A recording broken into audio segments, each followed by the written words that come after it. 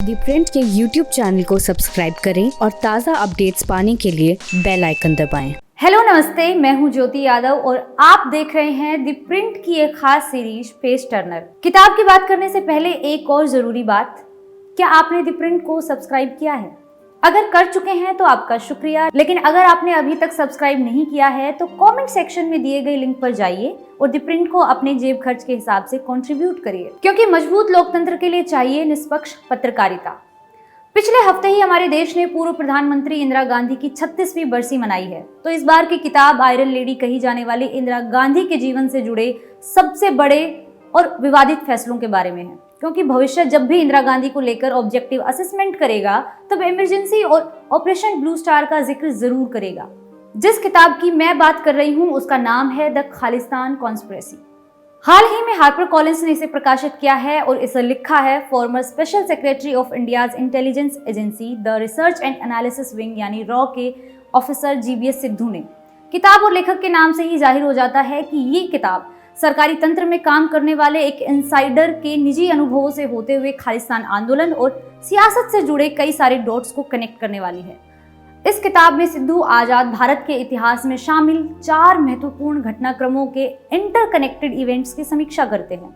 ये इवेंट्स हैं खालिस्तान आंदोलन का rise, operation blue star, Indira Gandhi की हत्या और 1984 के दिल्ली सिख विरोधी दंगे। हालांकि इन चारों ही घटनाक्रमों पर पत्रकारों, राजनेताओं और नौकरशाहों ने ढेर सारी किताबें लिखी हैं, जैसे Amritsar Mrs Gandhi's last battle by Mark Tully and Satish Jacob, operation blue star the true story by lieutenant general Kuldip Singh Brar, 1984 the anti Sikh violence and after by Sanjay Suri. लेकिन 70 और 80 के दशक के ये 4 घटनाक्रम इतने बड़े और व्यापक हैं कि इन पर आगे आने वाले सालों में भी किताबें लिखी जाती रहेंगी और समीक्षाएं होती रहेंगी। अभी तक जिन किताबों का जिक्र मैंने किया है उनको अगर आप पढ़ चुके हैं तो अभी तक आप इतना तो जान ही गए होंगे कि पंजाब में अकाली दल को कमजोर करने और हिंदू वोट बैंक के चक्कर में कांग्रेस ने किस तरह जरनैल सिंह भिंडरावाले को ताकत दी, कैसे सिखों के सबसे पावन धार्मिक स्थल हरिमंदिर साहब में फौज दाखिल करवाई, कैसे ऑपरेशन ब्लू स्टार के बाद इंदिरा गांधी के सुरक्षा कर्मियों ने उनकी हत्या की और कैसे दिल्ली पुलिस और कांग्रेसी नेताओं ने सिखों की हत्या में सक्रिय भूमिका निभाई, कैसे राजीव गांधी ने बयान दिया कि जब बड़ा पेड़ गिरता है तो धरती हिलती है, कैसे मनमोहन सिंह ने सदन में 84 के सिखों की हत्या के लिए माफी मांगी। लेकिन इन सब बातों के इतर सिद्धू की किताब हमें अन्य कई रोचक तथ्य बताती है और पर्सनल एनेक्डोट से रूबरू कराती है, जिसके बारे में हम इस पेज टर्नर में जानेंगे। शुरुआत करते हैं किताब के आखिरी हिस्से में सिद्धू द्वारा राहुल गांधी के एक भाषण के मार्फत खालिस्तान आंदोलन की पृष्ठभूमि की ओर इशारा करने से। ये पूरा किस्सा ही एक तरह से इस किताब का क्रक्स बन जाता है। दरअसल साल 2013 में राहुल गांधी ने राजस्थान में एक चुनावी रैली को संबोधित करते हुए 2 सुरक्षा कर्मियों द्वारा इंदिरा गांधी की हत्या के रेफरेंस में एक बात कही थी। उन्होंने बोला था, एक दिन मेरे 2 दोस्तों ने गुस्से में मेरी दादी को मार दिया। इस घटना के बाद जो मेरे भीतर गुस्सा था वो मुझे एक बोझ की तरह लगता रहा। वो गुस्सा मेरे लिए दम घोटने वाला था और एक दिन मुझे आखिरकार समझ में आया कि हुआ क्या था। उसके बाद राहुल गांधी ने एक और बात कही, जैसा मैंने कहा कि ये गुस्सा आपके भीतर भरा जाता है, ये खुद पैदा नहीं होता लेकिन इसे आपके भीतर भर दिया जाता है। मैं भी आतंकवाद का विक्टिम हूँ। पहले आपके भीतर वो एक गुस्सा भरते हैं और फिर पूछते हैं कि आप आतंकवादी क्यों बन रहे हैं। एक आतंकवादी पैदा नहीं होता बल्कि उसके भीतर एक गुस्सा भर दिया जाता है। किताब के पहले चैप्टर में ही सिद्धू 70 के दशक में कनाडा में हो रही गुरुद्वारा पॉलिटिक्स के बारे में लिखते हैं। दरअसल सिद्धू 1976 से लेकर 1979 के बीच हाई कमीशन ऑफ इंडिया में फर्स्ट सेक्रेटरी के तौर पर वहां पर तैनात थे। इसी दौरान उन्होंने कनाडा में 5000 किलोमीटर की यात्रा तय की और वहां के जमीनी मूड को समझने की कोशिश की। अपनी यात्रा के दौरान उन्होंने पाया कि कनाडा में रह रहे ज्यादातर सिख संतुष्ट थे और वो अपनी सोशो इकोनॉमिक स्टेटस को इम्प्रूव करने की कोशिशों में लगे थे। वहाँ के एक एवरेज सिख के लिए खालिस्तान का मुद्दा एक नॉन इशू था, लेकिन फिर कौन लोग थे जो खालिस्तान के नाम पर नई करेंसी बांट रहे थे और नए पोस्टर लगा रहे थे। सिद्धू लिखते हैं कि उस 3 साल के दौरान वो 2 प्रो खालिस्तानी लोगों से मिले। पहले थे टोरंटो बेस्ड कुलदीप सिंह सोधी, जो एक self styled council general of Khalistan था। सोधी जगत सिंह चौहान के आउटफिट को रिप्रेजेंट भी करता था। दूसरा था professor Uday Singh of Sudbury. उसने एक किताब भी लिखी थी, the waning and the waxing of Khalistan. Sidhu आगे भी लिखते हैं कि इस दौरान उन्होंने पाया कि सिखों को लगता था कि जगजीत सिंह को आईएसआई फंड कर रहा है और दूसरी तरफ उदय सिंह को भी वो अवॉइड ही करते थे। सिद्धू साफ लिखते हैं कि खालिस्तान के आइडिया को कोई सपोर्ट नहीं मिला था। लेकिन आगे चलकर एक और ऐसा किस्सा हुआ जिसकी रिपोर्ट सिद्धू ने रॉ के जॉइंट डायरेक्टर को भेजी तो डिपार्टमेंट से जवाब आया कि उन्हें वहां की कनाडा पॉलिटिक्स में कोई दिलचस्पी नहीं है। दरअसल हुआ ये था कि 1970 में 24 व 25 मार्च को टोरंटो के एक होटल इन में एक सिख कॉन्फ्रेंस हुई थी। इसमें 300 से 400 सिख शामिल हुए थे। इन्हें एड्रेस करने के लिए सिद्धू को भी बुलाया गया था। सिद्धू ने अपने भाषण में कहा था कि कनाडा सरकार की मल्टी कल्चरल पॉलिसीज का फायदा उठाकर आने वाली पीढ़ियों को जागरूक कैनेडियन नागरिक बनाने पर ध्यान दिया जाए, बजाय इसके कि पंजाब में क्या हो रहा है उस पर सोचा जाए। लेकिन कुलदीप सिंह सोधी जो दर्शकों में बैठा था अचानक उठा और जोर जोर से चिल्लाना शुरू कर दिया कि सिद्धू मोरारजी देसाई की हिंदू सरकार का एजेंट है और वो कनाडा के सिखों को मिसलीड कर रहा है।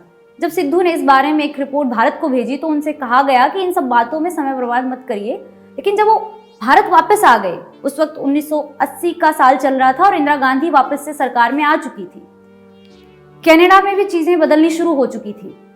भारत वापस आने के 1.5 साल बाद उसी जॉइंट डायरेक्टर ने अचानक से सिद्धू से पूछा कि कनाडा में प्रो खालिस्तान एक्टिविटीज का क्या स्टेटस है। सिद्धू विभाग की अचानक से जगी इस दिलचस्पी पर हैरान हुए थे कि अचानक भारत सरकार को गुरुद्वारा पॉलिटिक्स में क्या इंटरेस्ट आने लगा है। तो रॉ को अचानक गुरुद्वारा पॉलिटिक्स में दिलचस्पी क्यों आई? सिद्धू अपनी किताब में एक अन्य चैप्टर में बताते हैं जिसका नाम है द राइज ऑफ भिंडरावाले। वो लिखते हैं कि इस दौरान कांग्रेस ने ऑपरेशन 2 को अंजाम देना शुरू किया, जिसके पीछे 1 अकबर रोड ग्रुप शामिल था। इस ग्रुप में वो अरुण नेहरू, अरुण सिंह और राजीव गांधी के नाम शामिल करते हैं। राजीव गांधी से पहले इस ग्रुप में संजय गांधी हुआ करते थे। सिद्धू बताते हैं कि 1980 के आखिरी दिनों में ही रॉ ने एक अलग विंग बनाया जिसे deputy director BR Raman head कर रहे थे। इस विंग को जिम्मेदारी दी गई थी कि विदेशों में सिख कट्टरपंथियों के बारे में इंटेलिजेंस इनपुट्स को इकट्ठा किया जाए और उनके लिंक ISI से निकाले जाएं।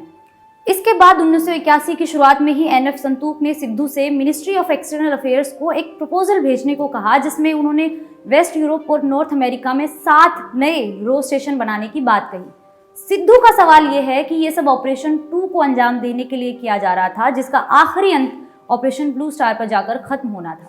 किताब में सिद्धू एक और नोट का जिक्र भी करते हैं। वो लिखते हैं कि 1981 में उन्हें US और कनाडा भेजा गया था कि वहां जाकर मैं जमीनी स्थिति का जायजा लूं। जब सिद्धू वापस दिल्ली पहुंचे तो उन्होंने संतूक से मुलाकात कर वहां के इनपुट्स बताए कि लोकल अखबारों में छपने वाली खबरों ने वहां के हिंदुओं और सिखों के बीच डिफरेंसेस पैदा करने शुरू कर दिए हैं। इसके बाद सिद्धू को ये इनपुट्स PM के प्रिंसिपल इंफॉर्मेशन ऑफिसर शारदा प्रसाद को बताने के लिए कहा गया। जब सिद्धू साउथ ब्लॉक के फर्स्ट फ्लोर पर शारदा प्रसाद के ऑफिस पहुंचे तो शारदा प्रसाद ने आप जाइए कहकर उन्हें लौटा दिया।